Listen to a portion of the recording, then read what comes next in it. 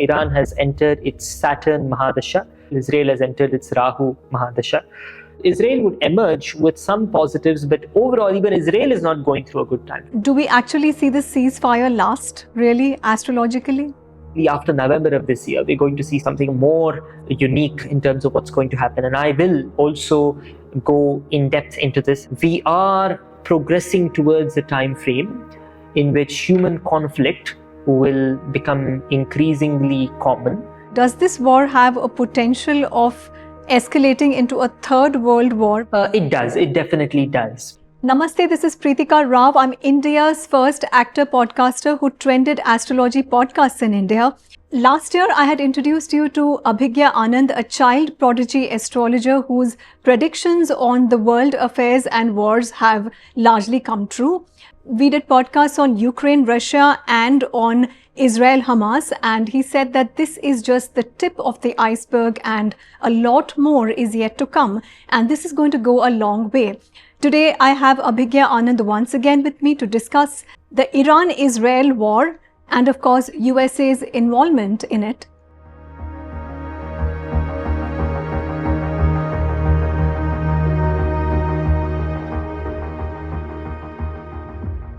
My question to you here, Abhigya, is that what has triggered and escalated the war between Iran and Israel currently?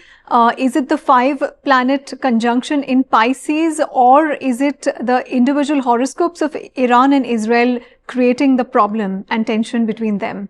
Well, I would say that this is a long time coming. What we are seeing at the moment is a repeat of some of the patterns from 1993. 2001 and 2023. All of these 3 years shared similar astrological patterns, from Saturn's position to the axis of Rahu-Ketu, Guru and Mangala. That is Rahu-Ketu, Jupiter and Mars. After each of these combinations, there has been a war in the Middle East. First a terrorist attack, followed by a war in the Middle East. For example, 1993, we had the first ever terrorist attack on American soil. The World Trade Center, the basement of the World Trade Center was blown up, and following that, there was a major escalation in the Middle East, and a war took place, which we call the Gulf War, the first Gulf War. And then there was a second Gulf War after 2001, after the 9/11 attacks in 2002 and 2003. And similarly, in 2023, we had a similar combination that played out. So when I predicted the terrorist attacks on Israel in 2023 October, I also had studied the same combinations in 1993 and 2001, and hence believed that after 2023, we're going to see a wider anti-terror war, and we're going to see another major escalation in the Middle East, in which all the players in the region will exercise their own, mechanisms to control the geopolitical situation there and take control of the situation, and also to weaken each other, which will ultimately result in war.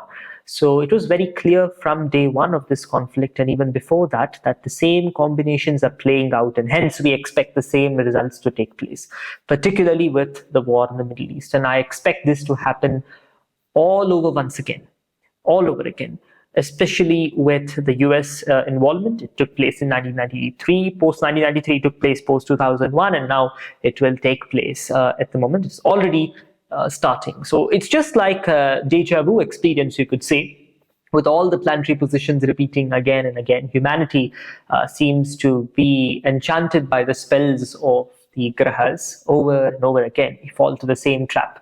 And that is what seems to be behind this. Of course, the Panchagraha Yuti that we saw, the 5-planet conjunction, as well as a couple of eclipses, might have exacerbated the situation. But at the root of this lies the overall planetary position, as well as the series of patterns that we've been observing ever since this began. Do you see any war patterns linked to the lunar and solar eclipses?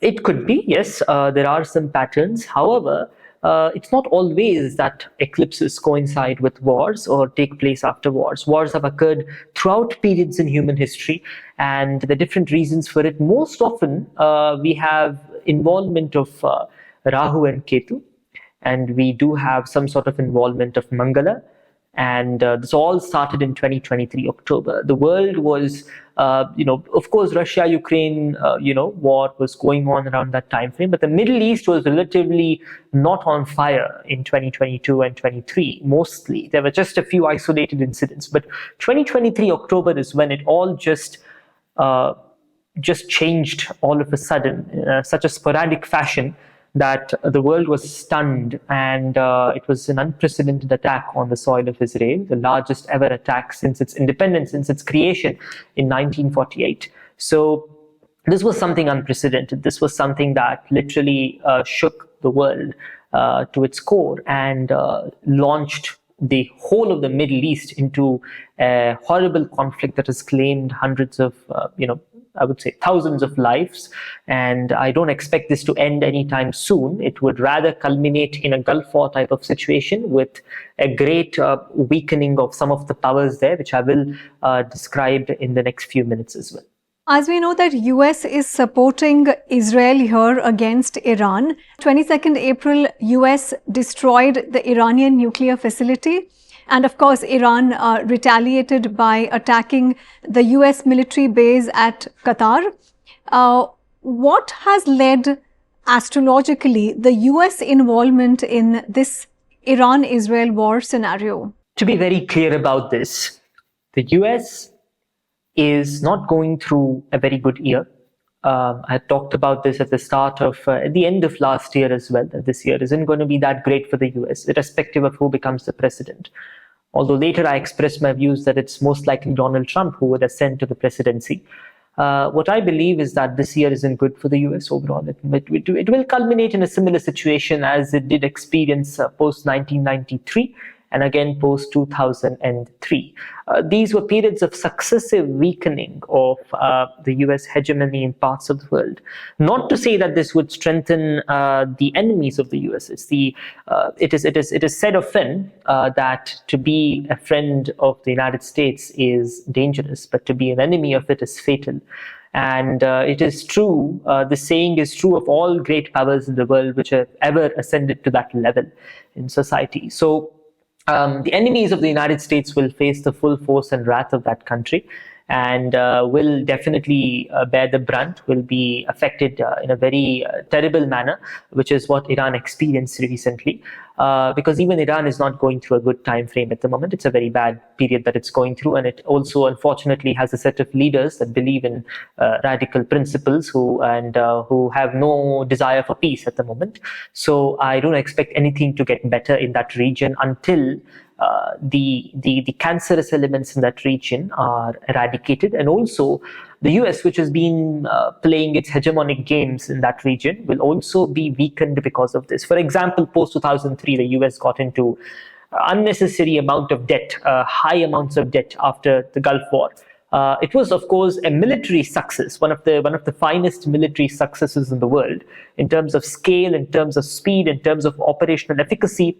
That was something stunning. I have studied those wars from an astrological standpoint as well. So all of this happening in 2025 was somewhat clear. The way these countries would come, and the way the Middle East would get embroiled in this conflict was clear from day one. So I would say that both of the parties in this conflict are going to be weakened. As I mentioned in my previous video earlier, Israel would have a few wins throughout this conflict, a couple of additional wins overall from its side, because as I've mentioned, this is not only due to the horoscope of Israel, but also due to the 1,000-year cycle that operates for religious ideologies, which is now coming to an end, and a new cycle has started. We're at the midst of a seismic shift in terms of religious beliefs of people. So a lot of things are changing from that angle as well.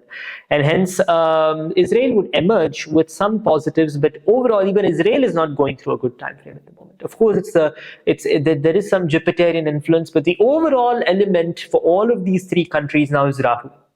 So wherever you see in all the Jatakas, it's Rahu that is standing out, and that is affecting all of these three countries. So we can only expect things to get more confusing as time passes, because Rahu is the greatest riddler, as they say, a graha that's capable of confusing even the most stable minds, the graha that is capable of poisoning peace and turning it into violence in a matter of few weeks.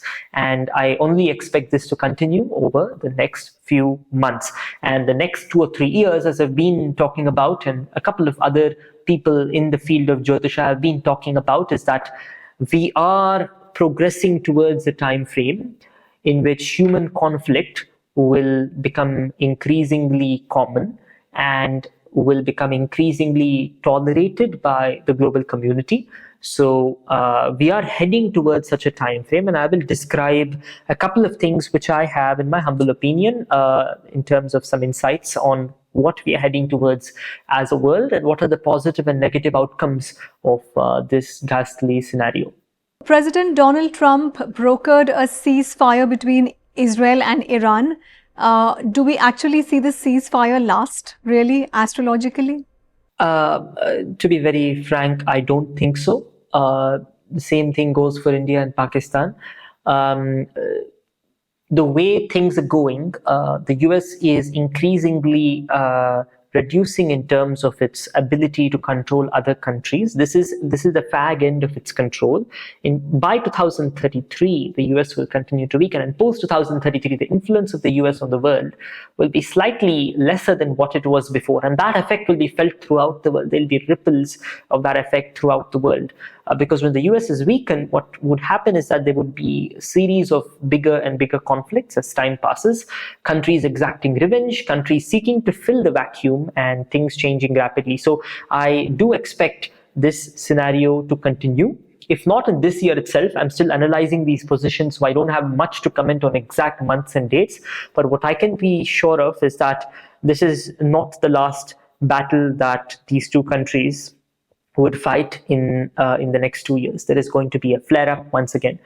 And more specifically, after November of this year, we're going to see something more, unique in terms of what's going to happen. And I will also go in depth into this. And the moment I have any new insights to share with you all, since I also all of these, insights don't occur to me on a very frequent basis. When they do occur to me, I would love to share it with you all at the right time and place. There are speculations that Iran can rebuild their nuclear facility, which was destroyed by Israel. Astrologically, do you see anything of that sort materializing?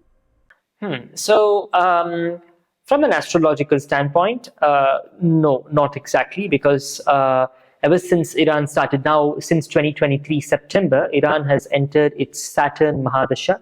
And in 2022, mid-2022 approximately, depending on what time of birth you take for Israel has entered its Rahu Mahadasha. And it's a seismic shift in Middle Eastern geopolitics for both countries. It's going to have great effects. And for Iran, it definitely does not look good. I studied a couple of regime changes and collapses, and based on what I can see, I use the 1st of April 1979 at about 10:12 p.m. Tehran local time as the birth details for the Islamic Republic of Iran. It's not exactly a republic, but the Islamic Republic of Iran. And this particular chart definitely shows that the current time frame is not good for Iran. And it started in September of 2023. It ends September of 2026. The worst period of this ends around that time. So at least till September of 2026, there's going to be a lot of turmoil, and I don't think Iran will be able to accomplish its nuclear goals during this time. And if it does, it's going to risk a massive escalation and a regime change, as well as denuclearization, or a major regime change that would make the US okay with it having nuclear weapons. I, from an astrological standpoint, would rather go with the first possibility, which is denuclearization and a complete stop of its nuclear plans. This is very much likely during this time. So before 2026 September, it's still going through a very awful time, and around post November of 2025 until April of 2026, it enters into an even more devastating time frame. So we can expect some more problems to continue post November as well. So the big question here is, astrologically, when do we see this war ending, or does this war have a potential of escalating into a third world war, which is also a speculation all over the world? It does. It definitely does, because we're seeing increased military activity, and I've been talking about this, as I mentioned earlier, for quite some time.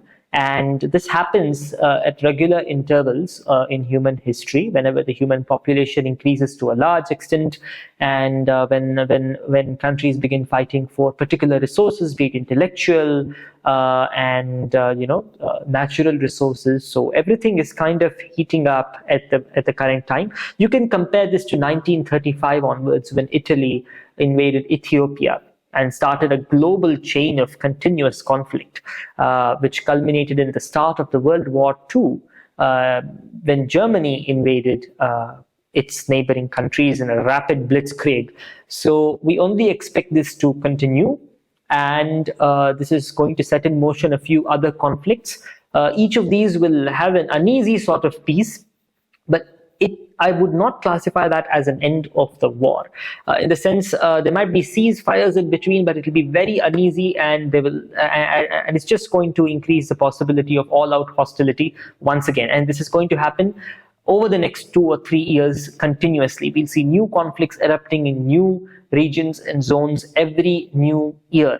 So every year there's going to be something else in a different place, and as and when I have insights on where exactly the next conflict is likely to break out. So far, we've been able to track the last 2 conflicts, at least to a large extent, using Jyotisha. But for the next conflict, of course, it will require some detailed research, and I'm still working on it. And I will let you all know where the next global conflict is more likely to occur, and if possible, when. So I don't want to create fear and panic amongst people, but you are saying that astrologically, this particular war, Iran and Israel, with US involvement, does have the potential to escalate into a third world war? In the sense, not directly this conflict. For example, let me give a historical parallel of Italy invading Ethiopia. Italy invading Ethiopia did not directly contribute to the start of the World War. And even though I might be blamed for saying this historically, Hitler invading the neighboring countries did not directly, was not the direct reason for the US involvement in the World War II. It was a concerted situation in which, the whole world kind of sprung to action. Of course, Hitler was at the forefront of a lot of horrible things that happened in that time frame, including a literal genocide and so many more things. But it was the whole world kind of in a concerted manner rose up in conflict, and that is the worst part about that time frame. And what I fear the most is something happening like that in a concerted manner, right? So in a way that even artificial intelligence models will find it difficult to exactly predict how it's going to happen. Like, there's so many variables involved here. You would see 2 countries fighting, and then a third theater of war opening in a totally different direction, and somehow those 2 getting connected, and a 4th theater opening in a different direction. Already we have 3 theaters of war in 3 different areas. India and Pakistan had the biggest military escalation since 1971. Russia and Ukraine have had the biggest conflict since the founding of Ukraine. And Israel has been attacked in the biggest manner since its founding in 1948. The biggest razing of Gaza has occurred since the foundation of Israel. And everything is so unprecedented in this time frame that we are seeing a literal repeat of whatever happened in the pre-World War II time frame. So I'm afraid we are heading towards the same direction, and the culmination point typically takes not more than 6 years. So from here, I would say add 6 years to 2022, look at the planetary positions in 2028, and voila, what you get there is that you get the same planetary combinations that are capable of causing a greater conflict. But the good point here is that I do believe, and I do sincerely hope at the same time, that there is not a very large loss of life similar to World War I and World War II, which wiped out significant percentages of the global population. It's probably going to be a little bit more limited in this case, wherein conflicts are going to be slightly different. Let's at least hope for this. In fact, more than a prediction, I would say this is a hopeful prayer and also a prediction at the same time. So let's hope that it does not result in something as catastrophic as World War II, and rather something more limited or limited to machine engagements with limited civilian casualties at least. And let's hope that the world kind of gains a sense of peace in these difficult times wherein common sense seems to be suspended high in the sky. Let's hope.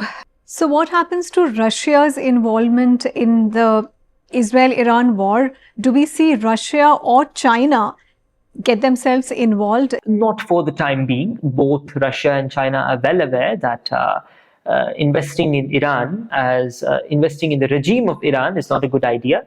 And it is like stirring the hornet's nest. And it's also like, putting your money down the gutter.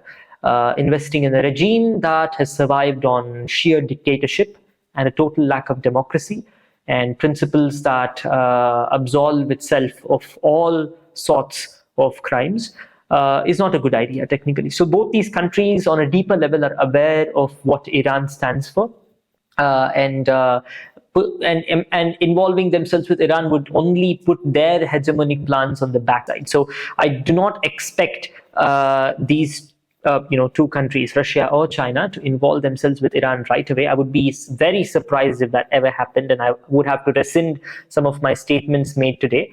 But based on what I can see, I do not expect Russia or China to help Iran in this conflict. It's something that Iran and its proxies would help happen. Also, there is something very interesting happening that I'd like to add as an insight for the viewers today, outside of some of the questions that are being asked.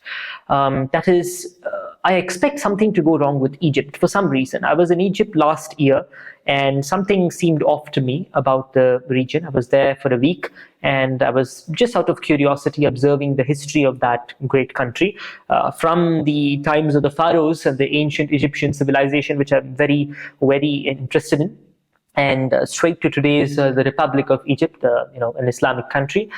Egypt has gone through several changes, and it's so vast that I can never for a moment say that I have studied Egypt's history from an astrological standpoint. It's a vast ocean of planetary combinations and data that I have to study in order to understand it. But something for the time being seems off about it in terms of its political stability, especially with the Chaitra Shukla Pratipat charts of this year.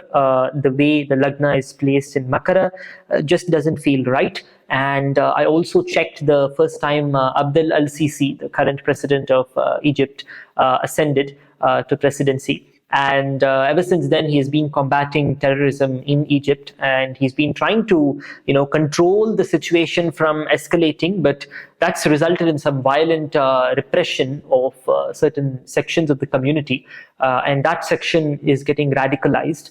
And for some reason, the astrological positions aren't very, good for Egypt. That would represent a new paradigm in the entire conflict. Already, we see a few areas burning. If Egypt begins to burn, God forbid, there's going to be further escalation in the region, and several other powers are going to be in trouble. And Egypt is one of the biggest Arab allies, at least a neutral ally of US and Israel. It is one of the powers that is kind of maintaining a sort of strange peace in the Middle East. And if something goes wrong with Egypt, the world will see an unprecedented level of terrorism come out of there, because a lot of people actually have not a very good idea of what Egypt stands for and what it is. There's a lot going on in that country. It has a sizable population, and it has various segments of society. It has different types of people, and if things go wrong, it can get quickly complicated. The politics of Egypt is very complicated anyways. So this is one thing to be careful about, and particularly around around the end of 2025, early 2026, something could go wrong with Egypt as well, as far as I can see. So talking about Iran and Israel tension that's currently trending, just wanted to know, can this affect the oil prices globally, or can it have any impact on the global economy? Of course it will. Of course, the oil prices will be affected, and it will push countries towards more renewable sources of energy. And this will happen over a period of time because, of course, oil is not something that humanity can depend on forever. And the acceleration towards renewable sources is already in progress. Oil is still a very, very important thing, but this will just be one of the things that will accelerate that progress. And so that the future of humanity need not worry too much about this finite source of energy. I expect the oil prices, of course, to be dramatic during this time frame, as would any strategist expect. I also see some significant changes in terms of the oil economy itself. Now, at the moment, there is a petrodollar system that the world is relying on, with the US as the anchor power for oil and energy security for the rest of the world.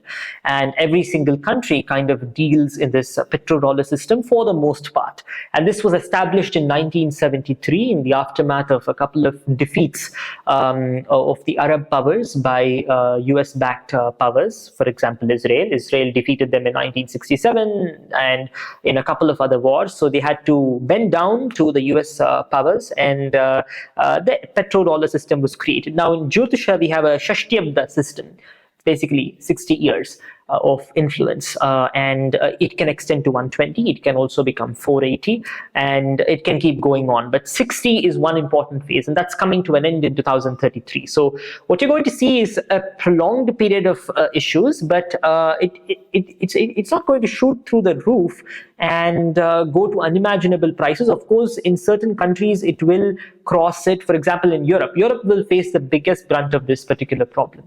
And that I'm quite sure about. From one side, Russia and Ukraine are involved in a conflict. And if the Middle East also gets embroiled in one, then Europe's energy sources are rapidly constrained. And Europe is going to be badly hit by this. And this kind of sinks in with my prediction that the countries in Europe would experience an overall decline of power throughout the 21st century, and more sharply from 2020. This is something I've been talking about for a long time, and we are seeing this happening every month. We are seeing something new come out of there, which signals their decline. So this is just going to be one more step towards the grave of European oligarchy and European power. As I always conclude, I tell my audience that whatever we've spoken out here in these podcasts, my astrology podcasts, are purely from an astrological standpoint. It's none of our personal opinions here. And yes, I trended astrology podcasts in India. So if you are an astrology enthusiast, you can follow me. I'm on Instagram also as Preetika_Pre. And I would also like to conclude by wishing and praying for global peace, as India has always stood for peace, and we always believe in the philosophy of Vasudev Kutumba, which is the whole world being one family. So let's hope and pray for peace. Jai Shri Krishna.